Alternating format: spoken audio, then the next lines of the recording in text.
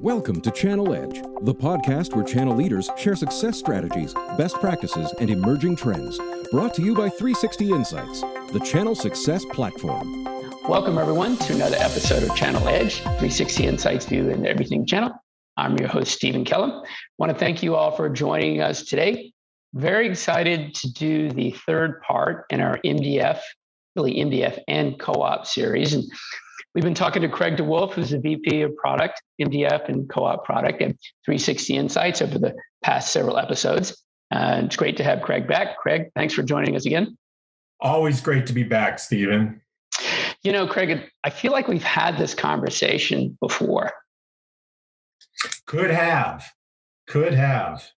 Okay, for listeners, I gotta fill everybody in on this one, and we'll get to the point where we're going to dig into MDF, the difference between CoOp and MDF, and the perception and the reality, where to use it, how to measure it, funds, how to get the funds for it. We're going to go through all that, but I have to share probably one of the more interesting things that I've done. I did this podcast several days ago with Craig DeWolf, and we had one of the better podcasts I think we've done. Very informative, went down a lot of paths, and at the end, I realized that I had not recorded it. So I'm openly sharing something. I've done over 100 podcasts over the last 3 years, and I've never not hit the record button. So Craig, thank you for graciously coming back a second time. Well, a lot of brilliance expressed in that one, and we're going to see to what extent we can replicate some of the key points. We are. So listeners, thank you for your patience here. The way we started it out last time was really what's the difference between CoOp and MDF, and when do you use it? And we even dug down into, and we're going to dig down into reality versus perception. Because if you ask, Craig, if you asked channel folks on the street, define CoOp, define MDF, you're going to get 10 different answers, and you're going to get different answers based on vertical. We were talking last week about this in the tech space. Everyone says MDF, which is marketing development. Regardless of what kind of promotional allowance program it is, right? Absolutely. And a lot of them are running CoOp programs and even contractual programs. They're running, OpEx versus Contra, but they're calling it MDF. And I think there's a perception there. And then you get over to a lot of other verticals. You get over into HVAC, and you get over into pharmaceutical or even tires. And people are calling everything CoOp. And Craig, I'm starting to see some true MDF programs, market development programs, sales and marketing enablement programs run in a lot of verticals, which is great.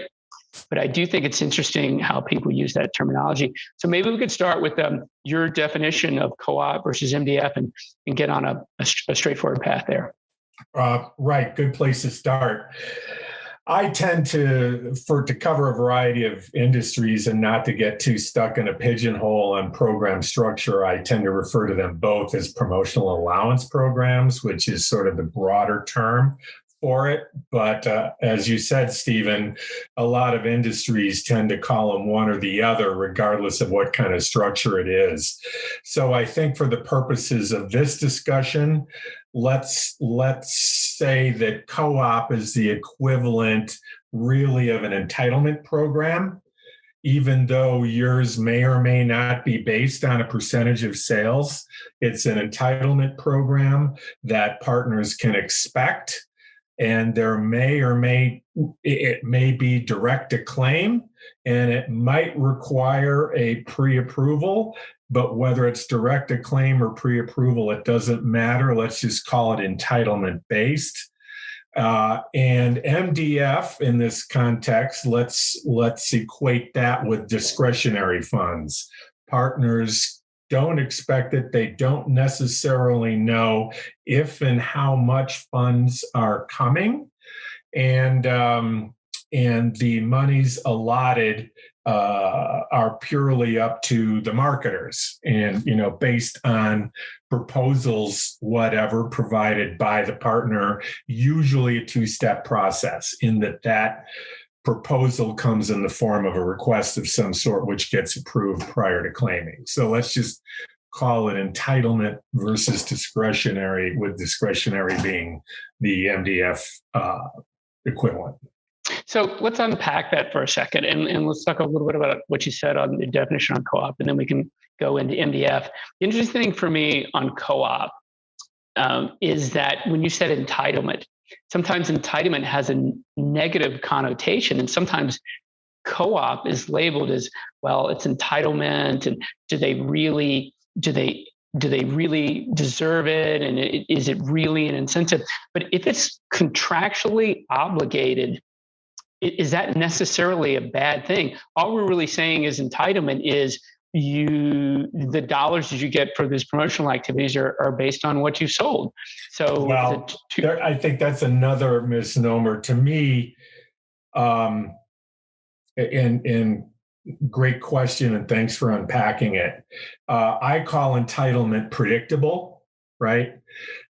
You just made a comment that I think is very interesting, that a lot of partners or a lot of clients and or prospects will say, well, it's not based on percentage of sales, right? Meaning the monies aren't based on a percentage of sales. That is not part of the definition of co-op. It can be based on a fixed amount per storefront. As an example, it can still be co-op. So co-op or an entitlement program, part of the definition is not that it's calculated as a percentage of sales. I would say that the true West definition for this point, whether it's percentage of sales or another way, is that it's predictable by that partner as to how much they're going to get at a specific point in time. And predictable doesn't mean negative. And sorry, the point what I was making is, entitlement. If you look in the dictionary, entitlement doesn't always have a positive connotation. Predictable is actually really positive because that allows someone to understand how to run their business. And we're talking semantics here, but by the way, when we get into guidelines at some point and vendors trying to connect with their partners, terminology, linguistics matter in a lot of ways, both contractually and how they view it and how they read something in a contract, like guidelines. Do you love your partners, or you feel like you're just having to give them something? And even how you communicate to them, right? I think there's a lot to be said for linguistics. Absolutely. So here, let me say what you said a different way. If predictability is your problem, then it's your program that's the problem. Exactly. Right? Exactly. Yeah. The fact that it's predictable for your partners, that shouldn't be a bad thing. The fact that they can spend it in ways that you may not like, that's the problem, right? So you might want to look at your program to understand, how can you make sure that money is spent for mutually beneficial ways? And that's another thing we can talk about. And, as I said, last time, I always equate these promotional allowance programs, again, being generically, with, the stipend a parent might give a college kid, right? Like, it might be predictable, but the parent might not like it if all that money goes to, beer and kegs and parties, right? But if there are controls around how that money is spent for room and board or books or tuition, then that becomes mutually beneficial.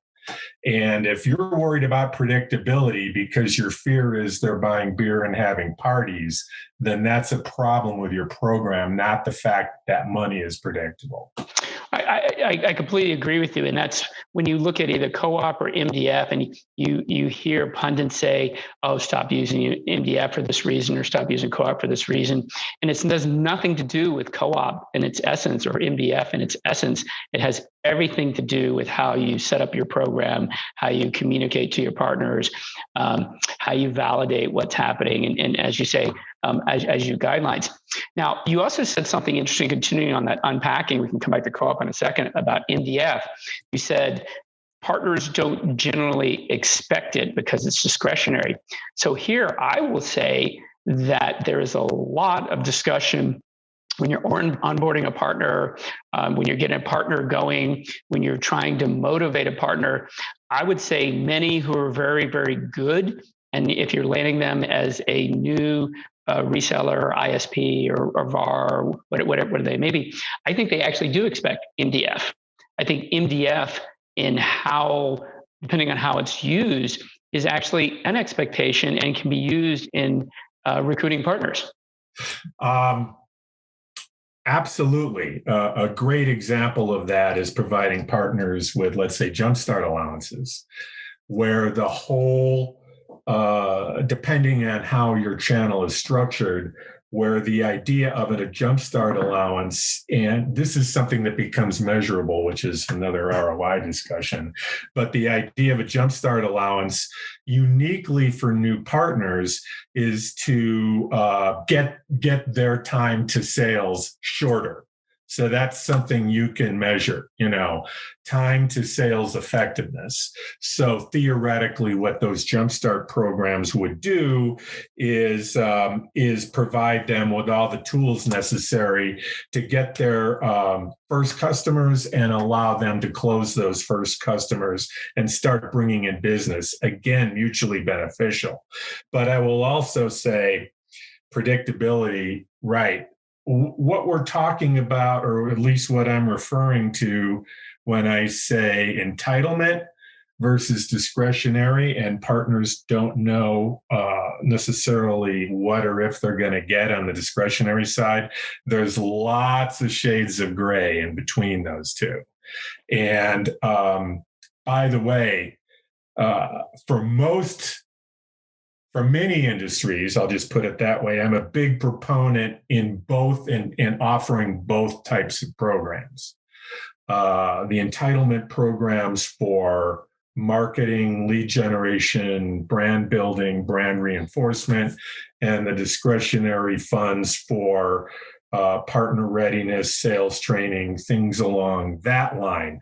But there's lots of shades of gray in between that in terms of at what point does MDF become seen more as an entitlement? And we can talk about that. But what's important to know is that there are those shades of gray. I agree with you. I think there are a lot of shades of gray. In fact, I think many organizations today, if you went down the technical path of definition, run an MDF program, run a CoOp program, and run a BDF program, but they may, in say technology space, they may have that all sitting under MDF and set up under different funds. Yeah, because one's come from Contra and one's coming from OpEx, and we're going to get into that, I believe, in our fourth series next week of digging super deep into that. But I see a lot of folks doing that. They just don't want to call it co-op because it's a trend, right? It's not hip, it's not new, it's not where. I think it actually makes it hard for them to sell that internally. Whereas you get outside of technology, there are many organizations that are running co-op and they call everything co-op, but they actually are creating some marketing and sales enablement funds and programs that are contra-based that are sitting right under everything they call co-op. And so I think it really goes down to what are your objectives? What are you trying to achieve? And Absolutely. What sort of lens are you viewing your needs through? Yeah. Well stated in that sentence. To me, all of those are just labels, particularly since more and more these days, those programs are covering various shades of gray, right? Now, last time, one of the things I remember is you talked about why those labels are a hang-up. What is the perception of co-op programs? What is the perception of MDF programs? Because I think that's part of the barrier. So if you can remember what you stated, that would be great. Oh, so I have to go back and now remind everybody what I said last time. Well, and I think it's what I said earlier, right? In the non-technology space, marketers in general have looked at localized marketing and in the retail space, and it was very easy to understand what co-op did. It's cooperative advertising, right? It was all about that. And then I think some of them, many have had a challenge. When you talk about MDF, I think they look at that and they think golf balls and bottles of wine. And they think, they've heard this is just going to be a boondoggle for salespeople to give somebody something on a discretionary basis. That's a legitimate fear, by the way. It is a very legitimate fear. If you, going back to the college student. Right? No, I completely agree. The challenge is even from mattress sales to complicated HVAC smart home sales, before you even really get into the technology piece, everybody's dealing with sales and marketing and enablement because of COVID accelerating digital transformation. When I'm talking very recently to a 72-year-old insurance agent who couldn't spell digital transformation 2 years ago, and now has staffed his organization with people that understand digital marketing, digital buyer's journey. He has completely transformed his business and had to go through a lot of sales and marketing enablement, and took a lot of traditional co-op dollars that sit in the insurance business. And now he's funneling all these funds into things that they've never done before. And he's completely changed how he reaches his audience. His buyers, whether even the people that are 60 and 70, are buying differently. They're finding him differently. They're purchasing online. It's completely changed. So I'm seeing that industry start to understand get past those perceptions of bad MDF and understand how to use it well. But Craig, they still don't call it MDF. It's still called co-op. I know. So in context, that's a brilliant story. In context, what I would do is from the perspective of the insurance provider, is I would use the entitlement programs to fund those marketing efforts that this guy just learned about and enhanced his business with. I would use the discretionary funds to fund the training that guy had of how to use it, how to staff for it, how to measure it. And one part that marketers should consider is how to leverage the tool that insurance company, the tools that insurance company provides to help his agent, right? So to me, that's how I see the two being wisely used by most marketers. Use the entitlement programs, make them easy, maybe direct a claim, because it's their money. It's their money. Well defined. It's their money. I think that's the point. It is their money. However they have earned it, you just need to help them spend it wisely, right? Right, and that's what goes on the discretionary side. So that's how, to me, that boils down. And the more that insurance company can convert other agents to what your friend did, that's where the mutual benefit comes in, and that's all measurable. Going back to ROI. It is. And look, we could have a separate podcast on what B2B to C has learned from B2B. I think this is a great example of a B2B to C who has looked over and what B2B and technology have been running MDF and the sales enablement and the training, because of all the complex sales that they had on products that they had for ages. And they're starting to learn that. And then I think what's interesting is when you get over into the B2B, they're starting to learn about treating partners like consumers and customers. And that's the CX to PX side of things, right? And as they're building their programs in MDF, and as they're working with their partners in the technology space, treating them more like consumers which means you're going to laugh. When you write your guidelines and when you're communicating to a partner, you have a couple of choices. you can either send them a contract that looks like something from the IRS that has don't do this, don't do this, don't do this in really, really small print. And then you expect them to read through it with a lawyer, or you can create images and guidelines in large, friendly font, and you can tell your channel and your partners that you love them and you appreciate them and you want to treat them like a really, really valuable piece of your business, simply by making your guidelines for your programs really easy to understand. Yeah. Sorry, was that too much? Was that too long of a thought? Well, I think the key thought is this: we're never, in today's litigious economy, regulated economy, where we buy a car and on the sun visor, it'll have a warning, not using sun visors might cause temporary blindness, when staring directly at the sun or something like that. It's like, or, don't drink gasoline, it seems like we're not going to get away from that, but partners are more into the what's in it for me, right? How can I make it easy? What's the do get, and how am I going to benefit? And you tell me how I'm going to benefit and what I expect. So you're absolutely correct. So I guess my point on that is you can run a great program, but don't forget to run great partner communications along with it as well. Oh, absolutely. That's one of the implementation faux pas. Over cumbersome administration, poor communication. Those are the two implementation barriers. So Stephen, we brought up now the idea of using like entitlement programs to help fund, let's say, marketing efforts, let's just say working dollars.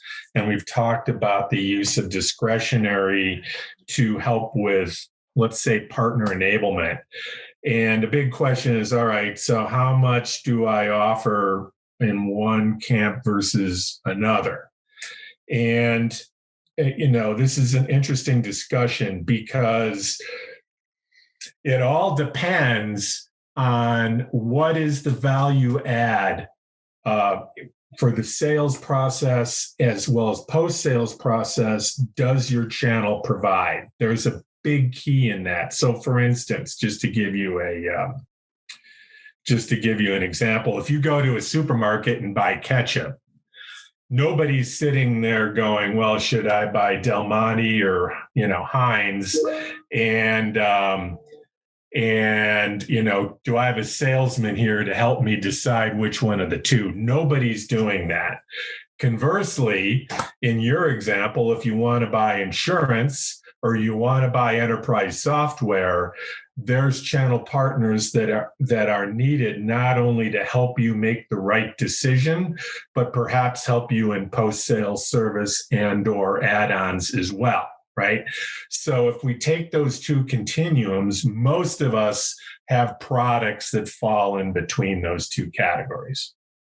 Well, you're getting into the lens of how you decide to do that. And I think and I think you talked about 4 lenses before. That one lens is it a commodity product or is it a more complicated product that you're trying to market, well, right? Go ahead. Yeah. I was just going to say, all of these you have to ask yourself. All right, so we understand the concept of channel value add versus just the channel providing distribution, because I'm going to say that a Safeway, the benefit they are giving Del Monte and Heinz is providing distribution. That's their convenience and location, right?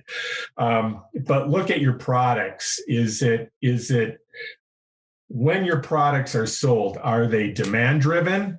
Does an end user walk into your channel partners and say, I want ABC, and it's transaction oriented?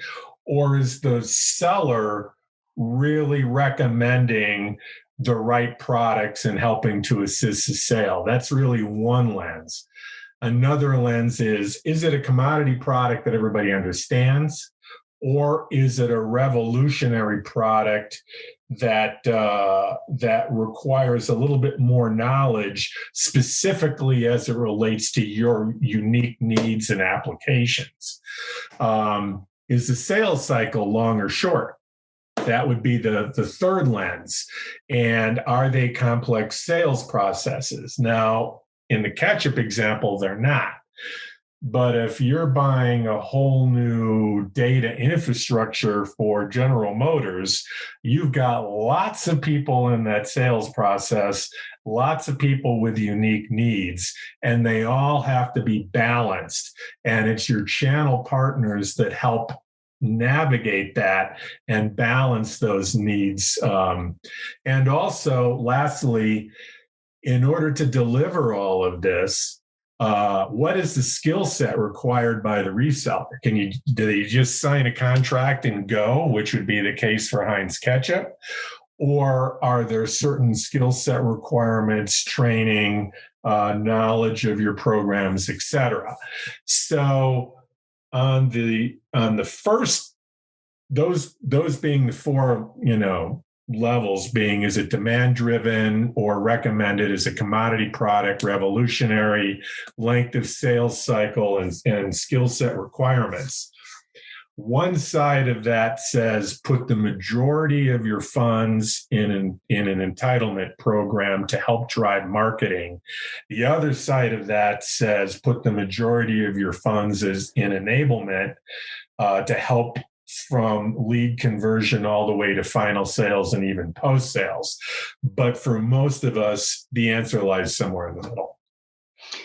And I tend to agree on that, but I also think it is shifting today with the buyer's journey changing.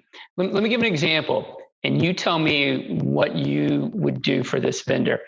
So I was buying tires, and we're gonna talk tires because you think that's one of the easiest commodities there, right? But I'm going to tell you an interesting story. So I was buying tires for my daughter the other day, and I went online, did a lot of research, and safety was my biggest concern. So I went through all of that, and I found this one brand, begins with an M, and they did a great job of selling me digitally through the whole buyer's journey, recommendations, everything, as I did all my research on this is the tire I needed for my daughter's truck. For safety, I knew exactly what my hot points were.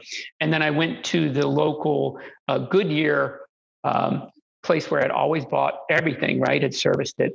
And I said, hey, and by the way, it has a big Goodyear sign over the top of it, right? This is who they are. This is where they're sponsored, right? Yeah. And I said, hey, I want this other brand, this M brand, because I really care about safety and I want to get this on my truck for my daughters. So the guy said, oh, that's great. We'll have it for you tomorrow. So they're taking all these co-op dollars for someone else. Their sign says Goodyear. So instead of being trained in some manner to say, hey, that's great. These guys are really good at it. But by the way, Goodyear is just as good. And let me show you this little flyer on why, or let me explain to you why it's just as safe. Oh, and we're running a special on it. So it's just as safe.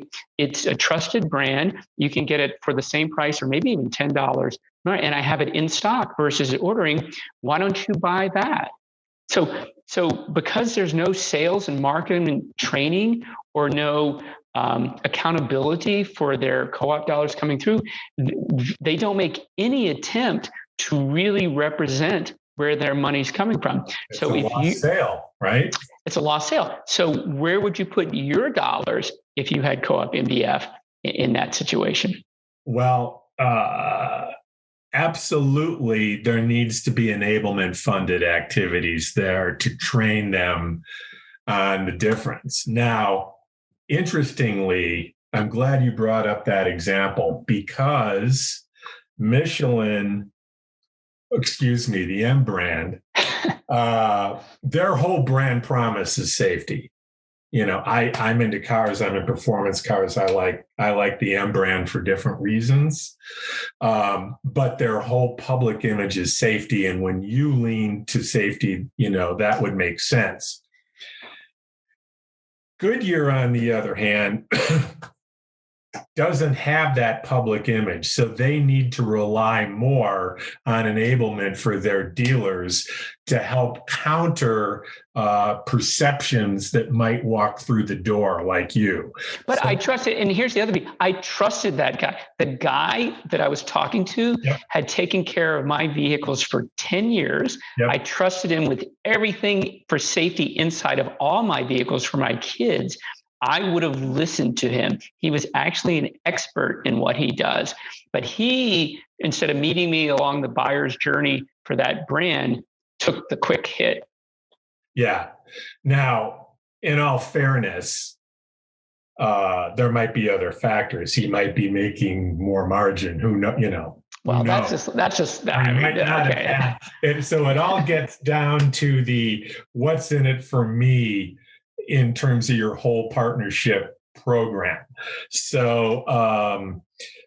But this is a great example of how even within an industry, manufacturer A might bias the entitlement side in order to get leads into that store, and manufacturer B might bias the discretionary side so that they can help convert the sale at the point of sale, which was clearly lacking in your example. And one of the reasons I brought that up too is because even in the technology, and most of our listeners are in technology, but we have listeners in HVAC and in tires and automobiles, but there's a lot of commoditization in the technology space over the last 5 years as well. Absolutely. And there'll be more. And you could be facing that exact same situation. Particularly in hardware.